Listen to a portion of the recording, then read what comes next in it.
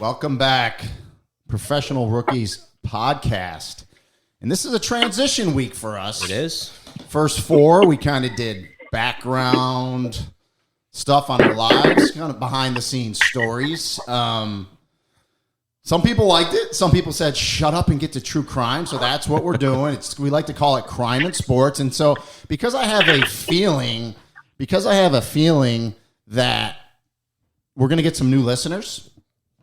We hope. Just a quick recap. I'm Rini Angolia, one of the hosts. I'm a college football analyst for ESPN. I am a retired police detective, 20-plus years in law enforcement. My co-host, sitting across from me here, Detective Brian Ferreira, affectionately known as Beef, is a current detective, spent most of his life in violent crimes, homicide for a long time, investigates drug overdoses, which unfortunately is prevalent in our society now with so much fentanyl out there. Yeah. We'll have to do a podcast on that. Society. But we told the listeners we wanted their input, and so one of the listeners said, hey, for your first true crime in sports, can you do Aaron Hernandez? Yep. Along with CTE, obviously, was a story in that case. And I said, you know what? Yes, and I have the perfect person to bring on if I can get him on. So without further ado, our first ever guest for this podcast, he knows more about the Aaron Hernandez topic than anyone out there. He's a Yahoo Sports national columnist, New York Times bestselling author, and he was the executive producer of the Netflix documentary, The Killer Inside, the mind of Aaron Hernandez. But his biggest accolade, if you will, which I think is he graduated from the University of Massachusetts, and he used to write for the Daily Collegian. So welcome in the one and only Dan Wetzel. Dan, how you doing, buddy? I can say I knew you when. Listen, I'm in my office right here, Dan. We do this podcast from my home office in Orlando, and I have a maroon and white, which was like the number 19. That's right. It was the magazine that the Collegian wrote, and that you wrote that story on me. So I look at that every day. So every day I walk into my office, I look right at it, and I think of Dan Wetzel. So there you go. Can't shake me. 19, well, you're a hell of a player. I don't want to date us, Dan, but that was 1992, I think, that article. Maybe 93, but 93. What the hell? What's a year? Well, glory days. It was the glory days. I'm glad it was permanently written down. Yeah, right? Sanskrit or something, yeah.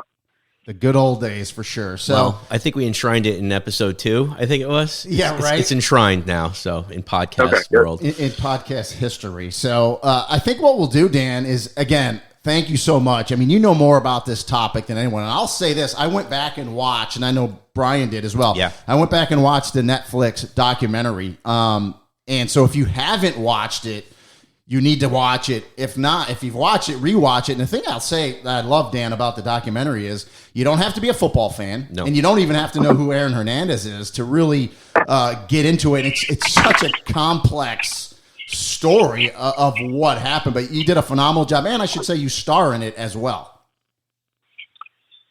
Well, thank you very much. It is very, very complicated story. At various times when we were pitching that project, we had anything from like a single hour to like eight episodes. I mean, there's so many things that we didn't even get into that you could have got into. It is it's the most fascinating story, just a pure story. It's very tragic and all of that in every single way, but it's just the depth of stuff. One of the most fascinating stories I ever I certainly ever covered. And in all fairness, I mean, really, this story, if you will, you could really do 10 podcasts on it. You could really do a whole season. So we're probably not doing it justice, but we're going to do our best. So what I'm going to do a little overview, a little case history, like I'm talking to a prosecuting attorney to try to explain kind of the background of the case. And when we get done, we'll just kind of dive into some of the interesting topics. So, Aaron Hernandez from Bristol, Connecticut. So right off the bat, people are like, Bristol, Connecticut? How do I know that? Well, it's the home of ESPN. Ironically, I've been there many times. He played at Bristol Central High School, was a phenomenal prep player, phenomenal high school player. I mean, wide receiver, tight end, running back, kind of did it all. was recruited heavily by UConn because that's the school right there, right? And so now and we'll get into this more, but his dad, Dennis, played at UConn. His brother, DJ, was a quarterback a couple years older than Aaron, was at UConn. While they were recruiting him, so right? from a young age, Aaron committed to UConn. He was supposed to go to UConn. His dad dies suddenly. He's having hernia surgery, which I'm going to be 50. I've had a double hernia surgery. Dies in this surgery. Aaron's 16. He moves out of the house. Moves in with a cousin, which was kind of like a mom to him. Things go sideways. He ends up taking a recruiting visit to the University of Florida. And unbeknownst to the UConn coaches and his brother who was at UConn playing, he commits to Florida. So he goes to Florida, moves down there. I know Dan has a lot of insight on this. Moves down there. He's only 17 when he was graduated and moved down there. So really young, really immature. Just talked about his dad had just died. Goes down to Gainesville.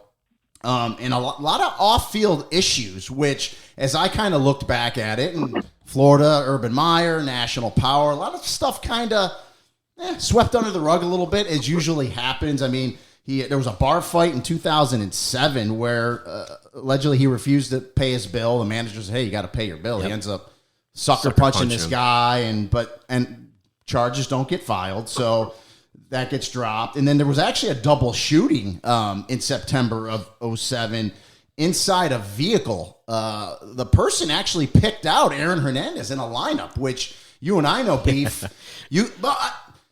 Let me tell people this right here. If you get picked out of a lineup, that is probable cause to charge the person that was picked. Now, you could say mistaken identity. That's what defense attorneys does. And so as investigators, you and I, Beef, we would like more than just the photo lineup. Yes. I do agree with that, but it's enough to charge someone. It is. It's enough. It's enough to charge. It's not enough to necessarily win a case. Difference between charging someone and then proving it beyond a reasonable doubt. But ultimately, that person recanted, I believe. Oh, and so nothing happens there. You're done. He goes through his UF career, good career as we see, leaves a year early. Now, when the NFL vetted him, and the combine and all the tests, they knew there was some issues in his background. So he was projected to be, I want to say, like a second rounder. Yes. Yep. Ends up going in the fourth round, and the New England Patriots draft him, right? He's from Connecticut, New England,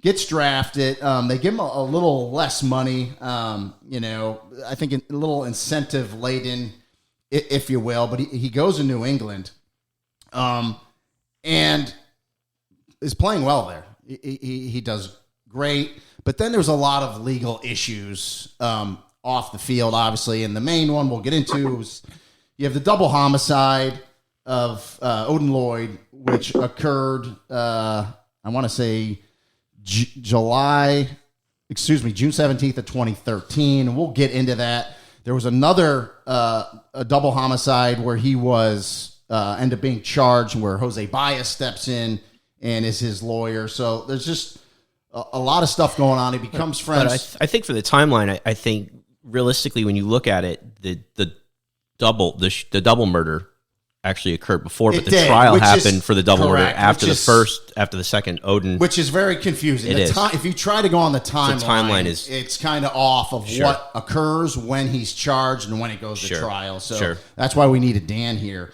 Ultimately, though, he gets found guilty of the murder of Odin Lloyd, which was a completely as I look at it as a detective, one of the most sloppiest crimes you could ever see. There was so much circumstantial evidence there. He's convicted, goes to prison. Then he's comes up on trial for the double homicide.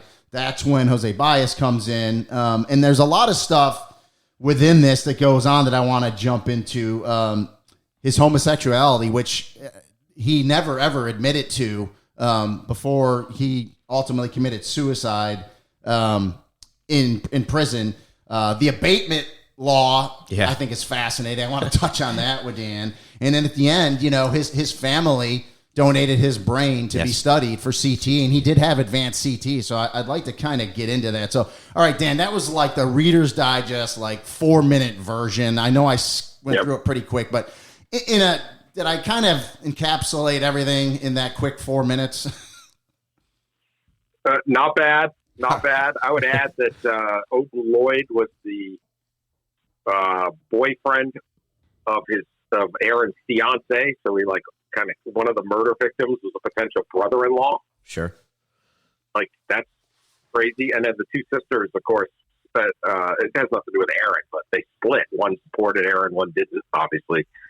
So that was a drama too. Although that doesn't really have anything to do with this, but it was added craziness that you had two sisters on either side of the courtroom, which you're just not going to see every day. Yeah. So let me start in the early years, if you will. So there was allegations, and I'm pretty sure, and tell me that they were proven. So we believed that Aaron was sexually abused by a babysitter in his early years. I talked about his dad, Dennis, who played at UConn, and his dad, Dennis, from what I could look at, was just this tough, hard-nosed guy that kind of kept Aaron and his brother DJ in line. But his father, I believe, was also abusive to his mom. So Aaron saw domestic violence in the home, sexually abused. So kind of really a tough upbringing.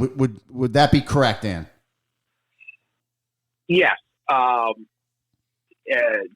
Hernandez wrote this in a book and said on different shows that Aaron was abused by a babysitter. So we know that.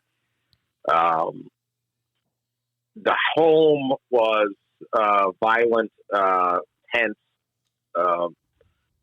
Dennis Hernandez was, by all accounts, a very forceful guy around town, and obviously an instance of his mother. So it was not a happy, tranquil childhood, even though it had some of the trappings of it. Like when you go to their house, there's a white fence around the yard. It's not they didn't grow up wealthy, but they didn't grow up poor. The kids were always playing sports. These were, obviously Aaron's a world-class athlete. DJ was a starting quarterback in Division I for years, so a very, very good athlete. So there was a bit of it. It looked good, but like a lot of homes when you go inside. But he was not from a city, and this kind of got painted that way a little bit later, and I think a lot of Urban Meyer kind of had some of this. It wasn't like he was, from a town that was overrun with gang wars or shootings or things like that. So it's a little bit of a dichotomy, but what looked fairly nice, fairly basic working middle class family had a lot of trauma inside of it. And Dan, can I ask a question? It almost sounds like this keeping up with the appearances is something that caused a lot of angst in Aaron's life. Would you agree with that? Like maintaining that air of everything's okay at home and I'm, straight. Those kinds of keeping up appearances. Do you think that added to his like almost like self-loathing? I would think so. Yeah, I think Aaron in a lot of ways. Look, you look at this guy; he's kind of the all American kid, right? Right. You see the pictures, his big smile. 6'3". He starred in every sport. Right. I mean, he was a hell of a baseball player, track and field. He played he was a really good basketball player. Right. He wasn't going to be NBA level because of his height, but he played on DJ teams 2 years up. And then obviously in football, it was a man against boys. So you have this whole look, and at the same time, he's hiding his true identity. Right. It's like a house of cards, basically. Exactly. And that's, I think, so from a very early age, in high school, he is the king of the school, the king of town, and he's got this secret. Yeah. And so I think very early on, he's concealing everything. And that's, if you go through his entire life, he was a chameleon. Yeah. He charmed billionaires. Right. He, and then at the same time, he's hanging out with drug and gun dealers. And like that entourage, it seemed like that just from watching the documentary, it seemed like that entourage was something that it almost is expected with a lot of these players that make all this money, these hanger-ons, and it's like, did they drag him in that wrong direction too? He had so many things going against him, it seems like, even though he's got